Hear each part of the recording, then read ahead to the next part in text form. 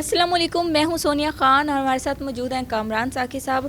کامران ساقی صاحب سے پوچھتے ہیں کہ فلسطین کی موجودہ صورتحال کیا ہے؟ سر، 3 ممالک نے ایک ساتھ ہی فلسطین کو تسلیم کر لیا ہے، کیا کہنا چاہیں گے آپ اس بارے میں؟ دیکھیے، آپ سپرنگ کی طرح کسی چیز کو بھی جب دباتے ہیں تو یقیناً رد عمل آتا ہے۔ اسرائیل نے جو امریکہ اور کچھ اور ممالک کے ساتھ مل کے جو ظلم و ستم کا ایک بازار گرم کر رکھا تھا غزہ پہ، پورے سمجھ لیجئے فلسطینیوں پہ اور بیت المقدس پہ جس طرح سے حملے انہوں نے کیے، تو یقیناً اس کا رد عمل آتا ہے۔ دنیا کی آنکھیں کھلی ہیں۔ اب ہیومن رائٹس کی بات جو ہے وہ صرف ایسا ہی نہیں ہے کہ وہ پاکستان کو کی طرف انگلیاں کر کے یا کسی اور ملک کی طرف انگلیاں کر کے دکھاتے ہیں کہ جی انڈیا میں حالات ایسے ہیں، پاکستان میں ایسے ہیں، چائنا میں ایسے ہیں، بلکہ اب وہ اپنے گریبانوں میں بھی جھانکنا شروع ہو گئے ہیں۔ اب وہ سپر پاورز کے جو خوش آمدی ہیں یا قریبی ہیں یا نوازے گئے ہیں ان کی طرف بھی دیکھتے ہیں، تو یہ بڑا اچھا ان کا فیصلہ ہے۔ گو کہ امریکہ نے جو ہے وہ اسے قرار دیا ہے کہ یہ جلد بازی میں انہوں نے فیصلہ کیا ہے، اسپین ہے، ناروے ہے اور ممالک ہیں۔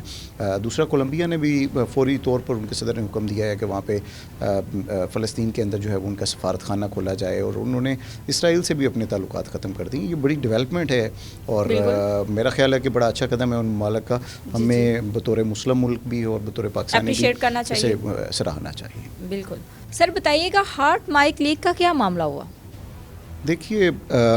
آپ کو یاد ہوگا کہ 8 مارچ کے حوالے سے ایک ہاٹ مائک جو ہے وہ رابطہ ہوا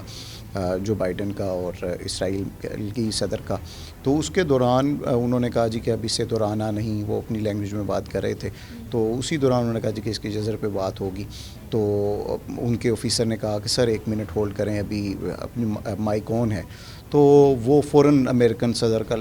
رنگ بھی چینج ہو گیا اور انہوں نے خاموشی بھی اختیار کر لی۔ بیسی طور پر یہ جزر اگر آپ اسے دیکھیں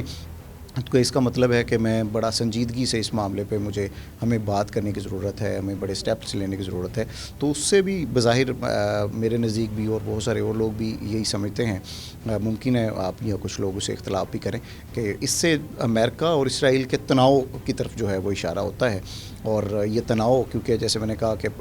ابھی پہلے موضوع پہ بھی آپ بات کر رہی تھی کہ مختلف ممالک جس تیزی سے انہیں قبول کر رہے ہیں، اس ریاست کو بطور ریاست فلسطین کو تسلیم کر رہے ہیں، تو وہیں امریکہ کی مقبولیت اور امریکہ کا وہ جھنڈا اور سپر پاور ہونا وہ بھی کہیں کمپرومائز ہوتا نظر آتا ہے، تو اس سے اپنا بھی ایک اکڑ اور چیزیں جو ہے وہ لگ رہا ہے کہ خطرے میں ہیں، اور میں اس کا اگر اسرائیل کا اتحادی بن رہا ہوں تو میں قربانیاں دے رہا ہوں، اور ریٹرن میں اسرائیل مجھے کیا دے رہا ہے، یہ اس کی طرف یقیناً دیکھ رہا ہے۔ جی ناظرین، فلسطین کی موجودہ صورتحال سے سر نے ہمیں آگاہ کیا۔ اسی کے ساتھ اپنی میزبان سونیا خان کو دیجیے اجازت۔ اللہ نگہبان۔